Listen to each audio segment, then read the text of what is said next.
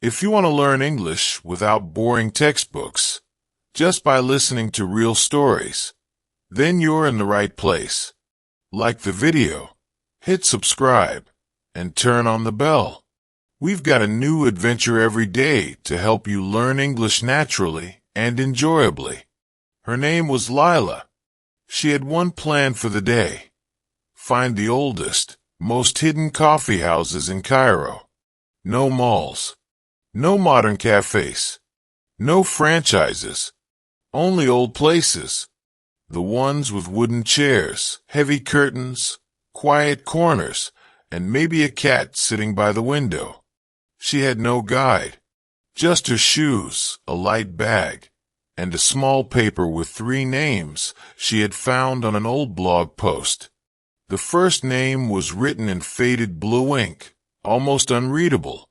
That made it even more exciting. The day started warm and dusty. Cairo was already moving fast, even in the morning.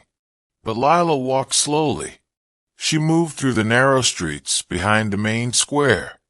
Cars honked, people shouted, and scooters flew past her. But she didn't rush. She looked for signs, small doors, or corners where time moved slower. The first place was supposed to be near a small mosque with a green dome. She spotted the dome from a distance, then walked toward it carefully, checking every shop window and alley. Then she saw it, a wooden sign above a dark door. The letters were chipped and faded, but it was the name from the paper. Her heart jumped. Inside, it smelled like smoke, cardamom, and history. The ceiling fan turned slowly. There were only 3 tables. 2 old men sat in silence, playing a board game. A young man was cleaning glasses behind the counter. Lila walked in, smiled, and pointed to a chair. No words needed.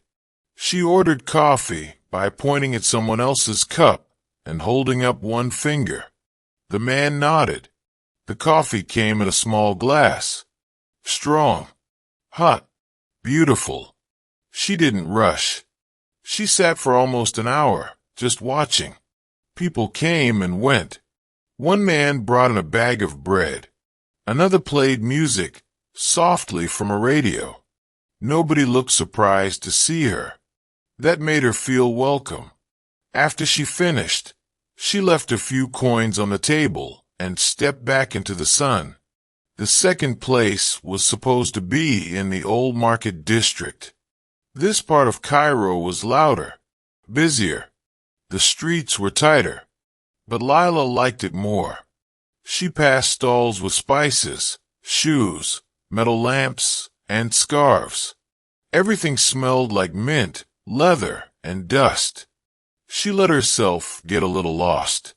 That was part of the fun. Then, behind a stall selling old books, she saw a short door covered with green fabric. She pushed it aside gently and stepped in. This coffee house was even older. The walls were full of framed photos. Some were black and white. The tables were small and made of metal. She sat near the back. This time, no one looked at her. Everyone was too deep in their own thoughts or quiet conversations. The coffee was different here, thicker, darker, with a bit of sugar already added.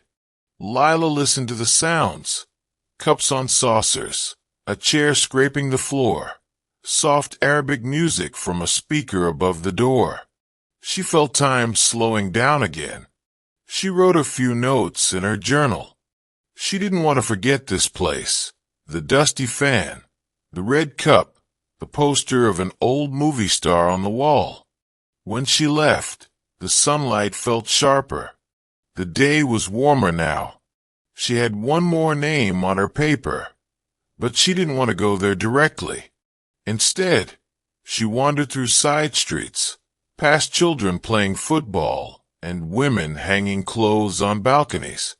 She saw a cat sleeping on a car, a man selling tea from a cart, a woman arranging nuts and seeds in glass jars. It felt like a living museum. She didn't take photos. She just walked and remembered. Finally, after turning down a quiet alley, she saw a wooden sign hanging by a thin wire. The last name.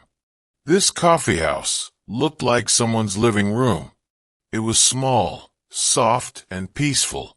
There was a red curtain, a dusty mirror, and only one other customer, an old woman reading a newspaper. The coffee here was simple, warm, light. Lila sat in silence. She thought about how many people had sat in that same spot, drinking the same drink, feeling the same calm. When she finally stood up, the sun was already lower. The city outside was still alive, still loud, still moving fast. But she felt different. She had seen Cairo's slow side, its quiet corners, its old heart. She had found 3 forgotten places that still breathed in the middle of the chaos.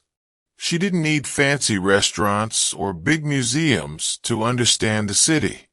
She just needed a small cup, a wooden chair, and the courage to explore.